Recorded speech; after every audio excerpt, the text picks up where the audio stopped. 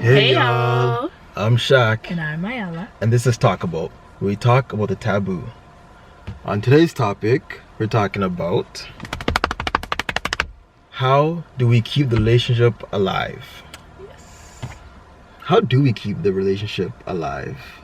Well, I think for us, first thing that we kind of utilized is understanding our love languages and just always knowing the optimal way that each of us receives love.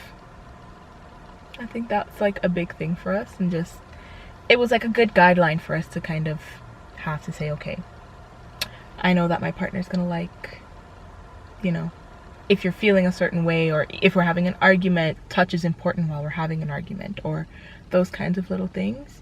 And that to me is what has helped keep our relationship alive. That is very true. Yeah. I think another reason why we keep our relationship alive is about knowing our triggers.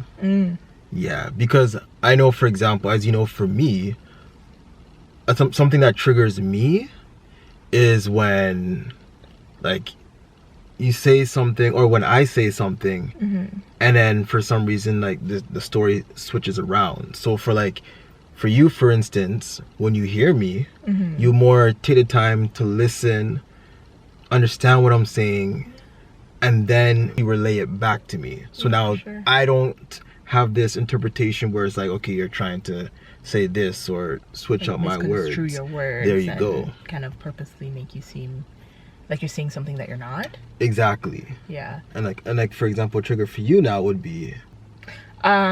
Big trigger for me would have been, I guess, like in the beginning, kind of like interrupting, or that sense of like wanting things to be done immediately. I guess to kind of explain, you are someone who likes to kind of deal with things right in that moment, right away.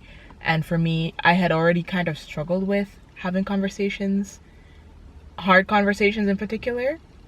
So then you wanting to have this discussion like right in the moment was kind of like, I was like tensing up type of situation. So I found that, and it kind of, my lack of communication in that moment kind of made you angry. But I think I was telling you about this the other day, about how this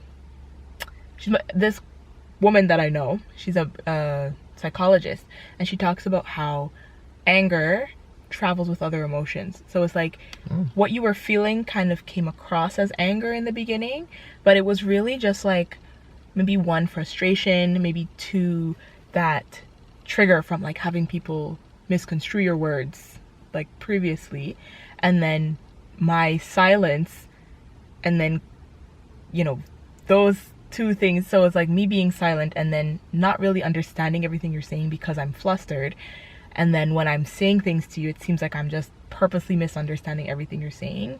But then your anger is coming across more because you're frustrated and you feel like this is something that everyone does, and now I'm doing the same thing to you, type of situation. Yeah, very true. So I think that was a big one for us. I don't think we learned it in this way in the beginning. No. But it was kind of like just knowing that, okay, you're feeling upset, and you're not upset at me as a person. You're upset that this situation is kind of going out of proportion. So for us, kind of keeping that alive is knowing when we both are ready for a break in the conversation, to be like, okay, we're both getting a little heated. We can just bring it back down a few levels. And, sometimes just time away from each other, or just like cuddling, just having like a moment of like touch and just kind of reinforcing that love kind of allows us to say, okay, you've reset, you come back to baseline, and then you can finish the conversation. I would just like to point out that this is actually part of your love language, right? Because your love language isn't just physical touch. What are the other ones? Physical touch, gift giving, quality time, stuff like that. Those ones, right? It's an all-around basis where you can fine-tune your own emotions and your significant other can also fine-tune their emotions and then come together. Yeah, for sure. Right? Those are actually love languages as well, because it's also healing your relationship. So it's not just the 5 bases of there are 5, I believe. There are 5. Yeah. We only remember 3 at a time in this household, though. There you go. Anything that you can use to heal your relationship, or to make it exciting, or to keep it alive, that's a love language. Yeah, for sure. And I think a lot of it is, it's gonna, like, enjoying the boring parts. Like, there's gonna be boring stuff, and you have to romanticize the boring things in the relationship, right? Because it's not always gonna be this, like, big fun time.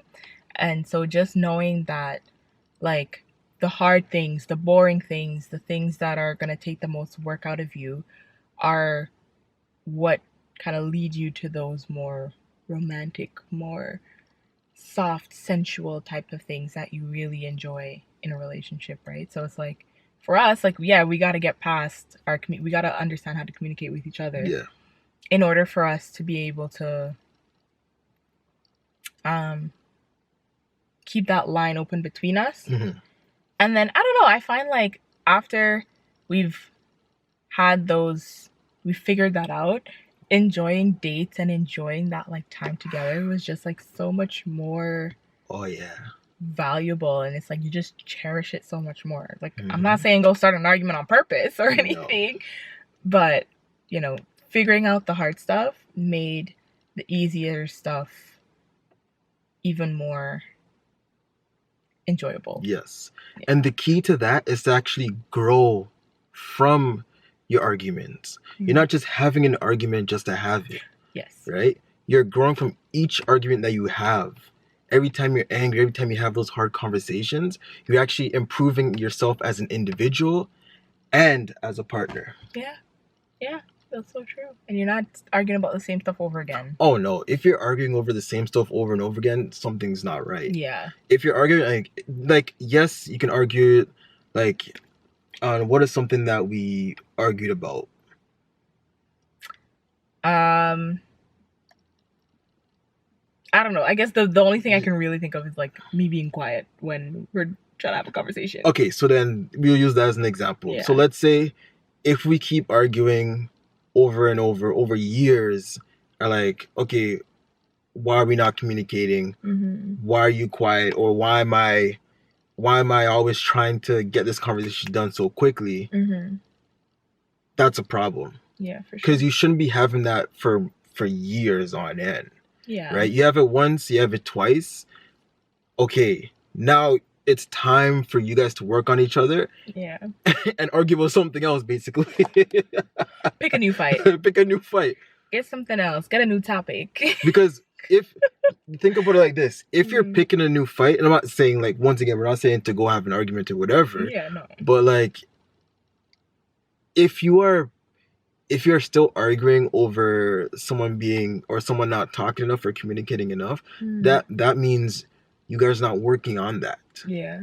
Right? If you're fighting on something new, and then I'm putting it in a weird way, but if you're fighting on something new and not on communicating, chances are you've probably worked on your communication. I hope you worked on your communication. Yeah, for sure. Right? Because now you're not getting mad over that. You're getting mad over something else. I'm putting it in a weird way, but get something new to argue about. No, I get what you mean. I'm just teasing when I laugh about it, but yeah, for sure. I think that if we're having the same conversation over and it's either one of us is not effectively addressing the issue or one of us is not listening. But if it's the same thing over and over again, you know, kind of defeats the purpose of you're just running in circles. There you go. So thank you for making a lot more sense than I did, because it sounds like I'm just trying to fight for something. I'm just trying to find something. Find a new fight. Yeah. When you figure out your first problem, make a new one. Make a new one. It's the way you act, Pookie. And that's not what we're trying to portray here. No, definitely not. And while we're on the topic of arguments, but in all seriousness, there were some things that we kind of had to work on after we had each of our arguments, to kind of help us progress to where we are now when we have discussions? Like, what do you think was most helpful? Well, I like how you laugh. because now I'm reminiscing. Okay. Break out. Now, I feel like, especially personally for myself, I feel like one thing that I've improved on after our arguments, or even during our arguments, that I was not good at all at the beginning, it was patience. Okay. As my wife stated before, when we're in an argument, I want it done now. Like, I want to resolve the issue now. We got to figure this out now. Actually, with you wanted it figured out. I don't know if y'all saw that, but it was a car behind us. Disrespectful. Like, of all the places you have to drive, this was the place you chose to drive right now? Now, Mela, she wants to give it time to think, right? Just kind of understand what happened in that situation. And then later on, we come out and talk about it. I didn't like that, right? But something that we worked on was her analyzing the situation and coming to talk about it a little sooner, and then myself, after a very long and tedious time,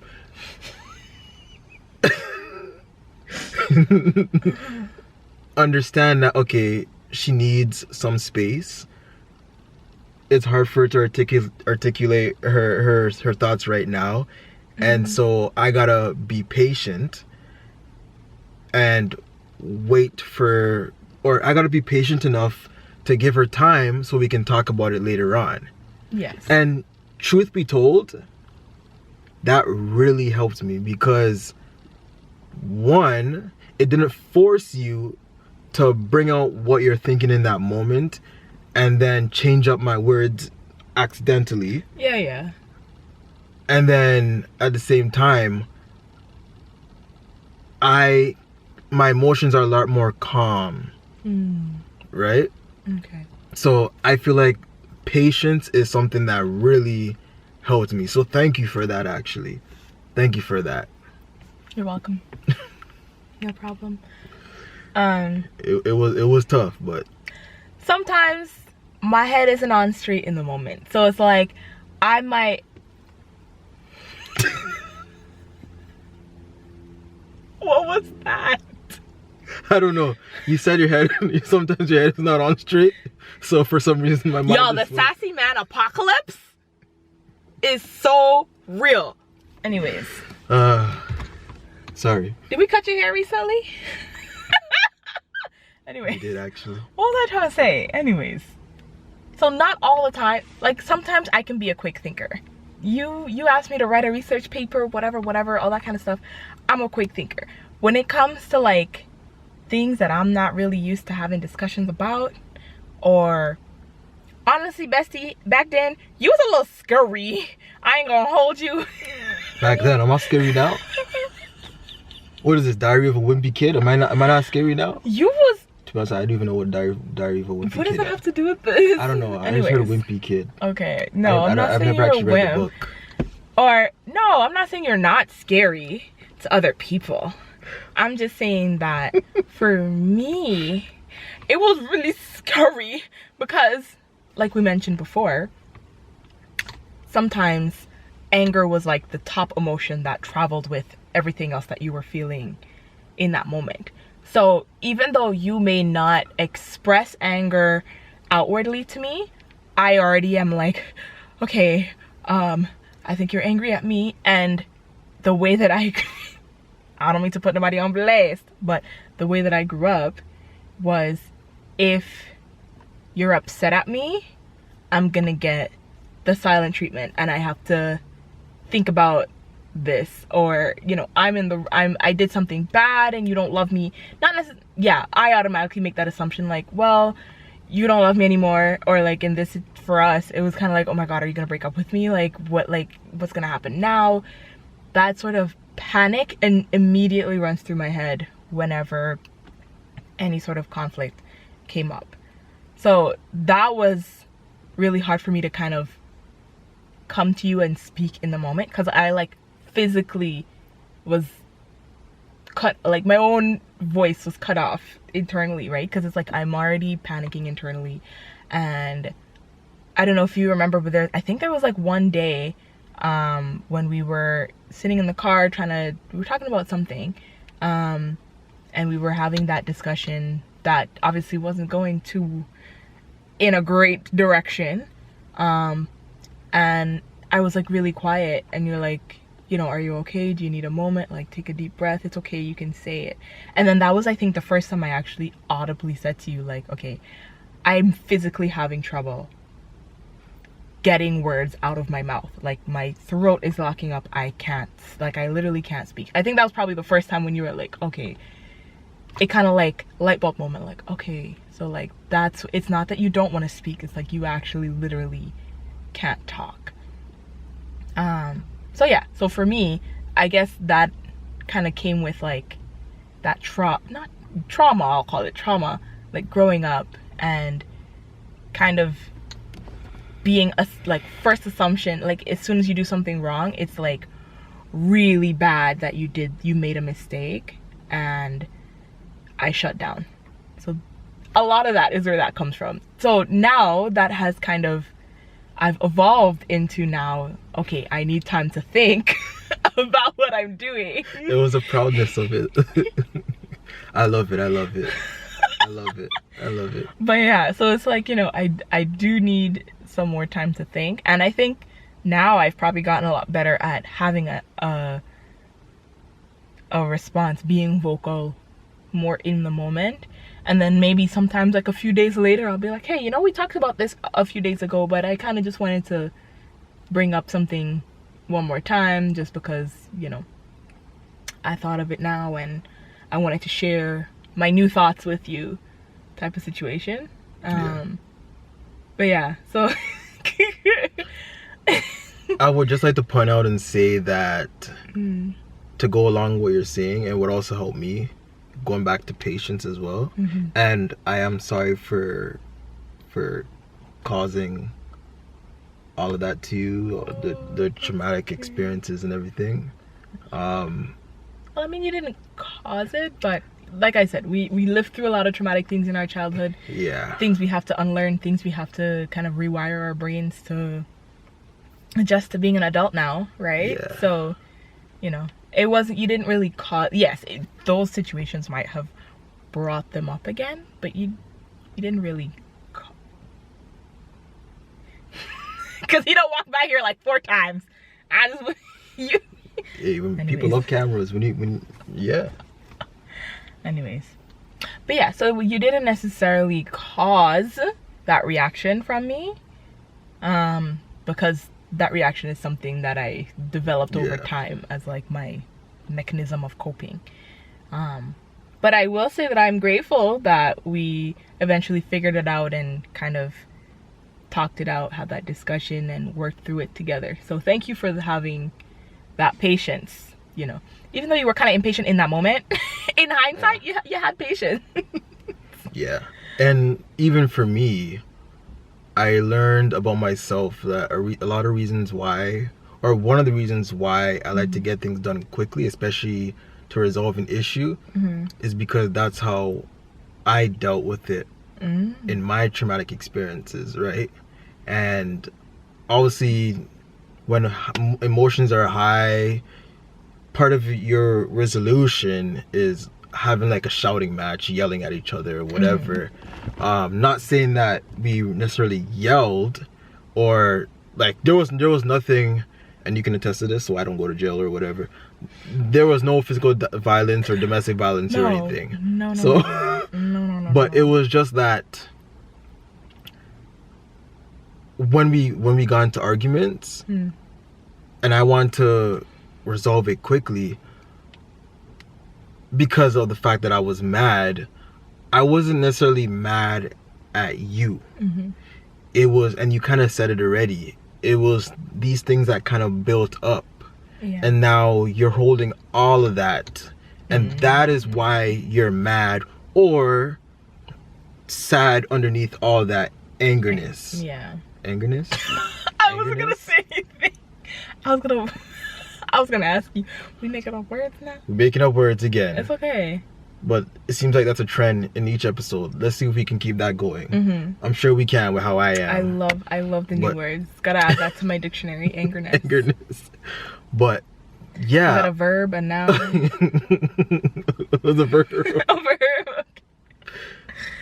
Okay. But yeah, honestly, a lot of that had to do with just built up emotion and trying to, I guess what I'm trying to say, it wasn't directed at you. Mm-hmm. Right? It was directed at everyone else, but then you get this thing where it's like, if you hang around with that person the most, they're gonna get the worst of you. Yeah. Right? Unfortunately, that's how a lot of things are, and that's not an excuse. Yeah. Definitely not an excuse. But if it wasn't for that patience that you have tremendously helped me with, I wouldn't have realized that. And actually, I would have probably still had to like resolve or want to resolve issues just like that. Yeah. Right? Mm-hmm. It's kind of like that concept of like, well, it's two different concepts, but I'm kind of putting them together. Yeah. It's like hurt people, but like when you know better, you do better. Yeah. So it, like, you kind of combine those two concepts, right? So you kind of went beyond what you're used to, and I appreciate you for making that effort and for fighting those demons. Girl, you did that. You did that. Oh, was this our little therapy session? Oh my gosh, that was really cute. Same time next week? Love is a therapy session. Continuous. Yep, for sure. You gotta. It was a dog. Sorry. I'm easily distracted, y'all. How you see that?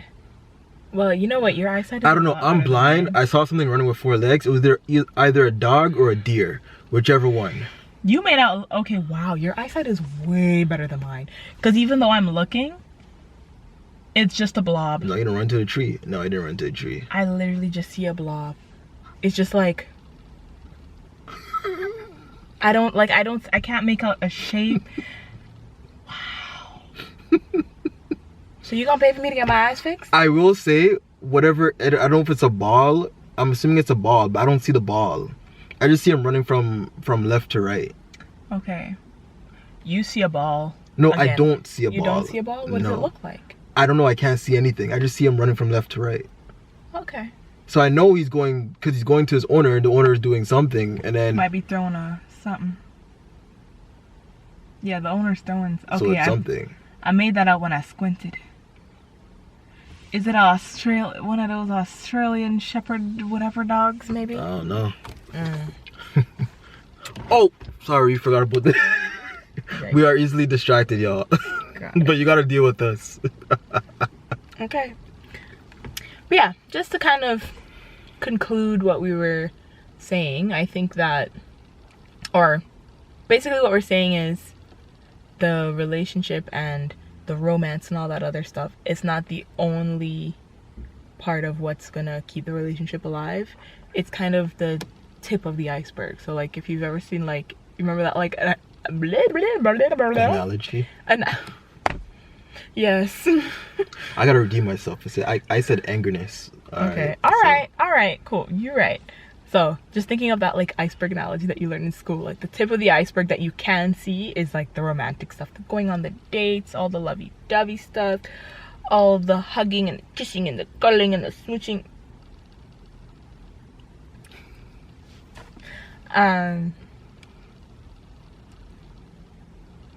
What was I saying? Iceberg. Yeah, you can't throw me off my game. I'm on it today. But yeah, so all the cute huggy-dovey, huggy, lovey, whatever, you know what I'm trying to say, is the tip of the iceberg. But underneath the water, past what you can't see, is all that hard work, the hard conversations that you have to have to get to that place where you can, you know, be happy with each other. Because if you can't talk to each other in difficult situations, then you're not really having a good relationship at the surface. No. But yeah, so that's kind of like the big thing for me is I think all that boring under the iceberg stuff is the main thing that keeps, I'll speak for us, but I think that's the big thing that keeps our relationship alive, that allows us to cherish each other more. Is, I don't know, something about like whenever we would have a disagreement and kind of come to a resolution together, I just always felt closer to you after the situation was ended. So yeah, I think that was a big thing that's our iceberg. Yeah. Yeah. So remember, just keep chipping away at the iceberg. I forgot what I was gonna say. I was like, wait a minute. I forgot what I was gonna say. I did yappa a little long. No, it was, I just forgot. Oh, okay. It had nothing to do with you. No, you were great. But on that note, no. Anyways, but on that note, yaga. Yeah.